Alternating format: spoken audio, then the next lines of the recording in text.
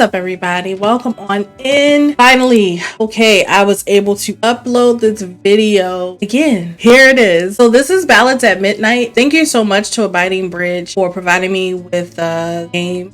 It is a visual novel. I know there's vampires involved, and this is available on Steam. So if you're interested, check it out on Steam, and it's available on Windows and Mac. All right, y'all, let's get into it. Also, one other thing, Wavelength isn't reading the game music. It's not picking it up. Again, apologies for that. My stomach is churning and empty. The swath of hemp fabric strung taut around my cheeks and tied in a knot behind my head is chafing against the corners of my mouth. Ooh, there's a bitterness on my tongue. I oddly wonder if it's the taste of regret. What you do? My two armored escorts ride ahead of me, exchanging hushed words.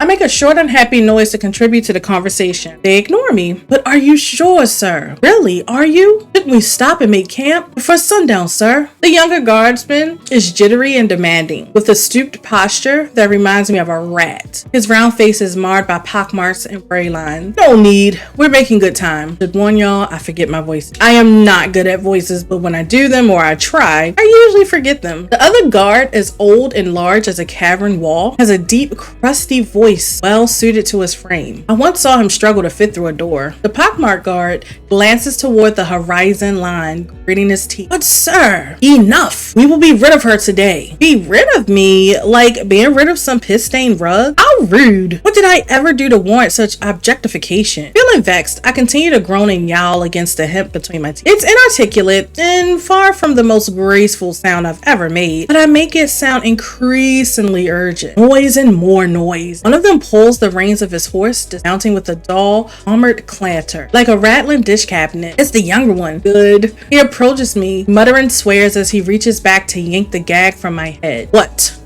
Vit. What is it now? Oh, we got choices. We got choices. Most people buy me a drink before they bring out the gag. You're all ingrates. You hear me? Low-browed, barbaric, boneheads, the whole lot of you. Start screaming? I don't know. I'm gonna go with you're all ingrates. Why not? Why not start some things, you know? You hear me? Low-browed, barbaric, boneheads, the whole lot of you. Will you make her stop? What did you ungag her for? I'm sorry. You'll all be sorry. The pockmarked guard whirls on me, exasperated. Convict, stop it. You'll attract wolves. Oh no. My screams died down only slightly. She was like, ooh, now that you mention it, gods, you really haven't learned your lesson. What's wrong with you? He almost sounds amazed. If my hands were untied, I'd twirl my wrist and do a curtsy. But because my hands are tied, I decide to get in his face. What's wrong? I wager you know exactly what's wrong. I was under the impression we'd move past ritualistic sacrifices of civilization. You see, I thought we were better than all this. Yet, here you knuckleheads are, dragging me through the woods to feed me to a godforsaken vampire. I stomp on a branch. I get close enough. The ensuing crack obscures the sound as I unsheathe the dagger from his belt. Ah, so she had a plan. She definitely had a plan. I palm it under my sleeve in a quick motion, hoping my ruse goes unnoticed. The guard stumbles away from me. He draws his sword to keep me at bay, snarling. You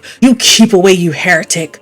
Don't come near me. I raise my bound wrist in front of my chest, widening my eyes to look appropriately frightened, and I still have his dagger. By the time he clambers back onto his horse, his older companion extends his arm and smacks the back of young guardsman's head. Idiot, now we have to listen to her belly aching for the rest of the journey. Do we? The younger guard rubs his head, sounding defensive. She's caused nothing but trouble. Why not slit her throat and be done with it? Let the wildlife take care of the remain. Ah! The old guard hits him again, if they weren't discussing my imminent demise. Shush, boy. We carry Her Majesty's orders to the letter. You and I. No shortcuts. You know the severity of our laws. Underhanded practice will cost you your damned hands. The pockmarked guard hunches further at the shoulders. His eyes dart around. He wants to argue, but he begrudgingly clamps his mouth shut. I, on the other hand, have a dogged penchant for making my observations known and blessed with quick retorts.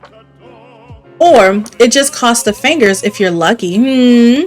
I noticed our wise old man here's missing a digit or two. Oh, that was hitting low. I raise my restrained palms, wiggling my finger. They glower balefully at me. She's pretty sarcastic too. I've seen battlefields, harlot. Do not liken me to your crooked, bar-brawling ilk. Convict, heretic, and now harlot. Wonderful. I roll my eyes and wrinkle my nose at him. I'll bet anything that the old man is lying. Bolivia hasn't waged any wars in the past half century. I used to lag behind at the start of our journey, defiant and stubborn. The old one never hesitated to yank the rope around my wrist, lurching me right into brambles and sharp stone. Defying him, I learned, meant having scraped palms and knees at best. Our pace carefully slows when we cross over a mossy log and a series of thick tangled roots. For the horse's sake, of course, rather than mine. I work my jaw in silence for a while, keeping a measured distance behind them. My grip on the dagger is unwieldy and clumsy. Aiming it toward my bond is trickier than I imagined. Well, she's having difficulty. Her plan is kind of faltering. I flinch as the pointed tip. Oh, no, go back. My finger got a little happy too. My plan was faltering. I flinch as the pointed tip jabs against my inner arm, but shoot the guards a winning smile when they turn to look at me. My grip on the dagger is unwieldy and clumsy. Aiming it towards my bond. Wait. Okay, so good old cursed forest, eh? Let me pause right here and say, I do like the fact that you can go back. So if you have like tricky fingers, oily fingers or slippy fingers, whatever, if you mistakenly move too far ahead, I like the feature where you can, all visual novels, they don't always have that. And I like this feature right here, or you can skip and go to history. Like everything is here. Somebody like me, a player like me, I like stuff that's right in front of my face. I don't like having to go and look at it. Plus, the design of the game is very simplistic. I know sometimes I usually wait until like the end to talk about it, but why not talk about it now while I'm like right here? But I'm noticing like it's very pretty. It's pretty cool. So they're in a cursed forest. Did you volunteer to escort prisoners through the blighted brush, or was it an inherited post? Father's father and such. The pockmarked guard scoffs and mimics my words under his breath. Nothing to fear in these old woods, lass. Not if you're properly armed. Nothing but bears and wolves. People steer clear because they fear what lies in wait beyond. Surely you know that much. The journey has been long and exhausting, but not altogether difficult. I even consider it idyllic from its perpetual backdrop of birdsong and distantly running water. Any sense of leisure sinks and coils at the pit of my stomach as I realize the birds have gone silent. Before us is a murky disk of water, blemish green with algae, miles long, miles wide, and inherently uncertain depth. A jagged, ostentatious estate, protruding from the ground like a sword through someone's back, looms across the water's expanse. Not the first decrepit castle I've seen in my travels, but perhaps it may be my last. That's where I'll be staying then. Even if I make a break for it now, they run me down on horseback. I tried it before, back when they marched me through the greater plain.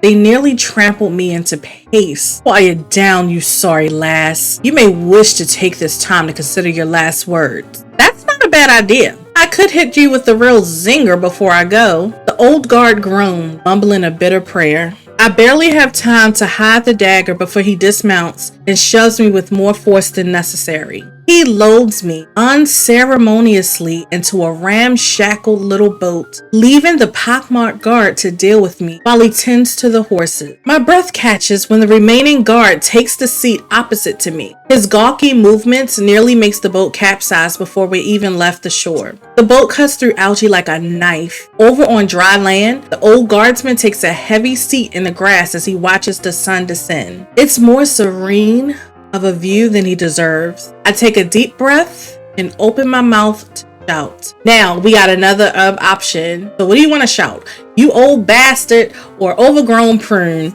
I feel like if it was our last moments, she's gonna shout, "You old bastard." I think that's what she would shout. "You old bastard." The young guard bites back a chuckle and clears his throat. I suppose he's freer to find revelry now that we're at a safe distance. At its northeast and westward edges, the moat connects to a river. Following one side will likely lead one straight to the Rebuffian Ocean. It's quite lovely, really, to be surrounded by such a wealth of natural water. Shame I never learned how to swim. I don't suppose can I persuade you to ferry me over yonder, all the way around the estate, on the other side of the shore. The guard elects not to reply. He won't even look at me now. Aside from the oars carving through the water, the remaining boat ride is hushed and nerve-wracking. I sit up straight and stock still, trying to keep my weight centered despite the stinging insects nipping at my neck and ankles. Can y'all imagine? Like, seriously, think about that. Y'all imagine. The sun turns red as it dips closer to the horizon.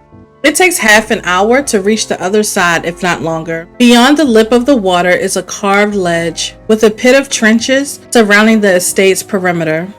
The guard wastes no time forcing me upright and pushing me off the side. I aim myself back up with effort, ready to yell the insult boiling at the tip of my tongue. I'm gonna go with this. Miss me already.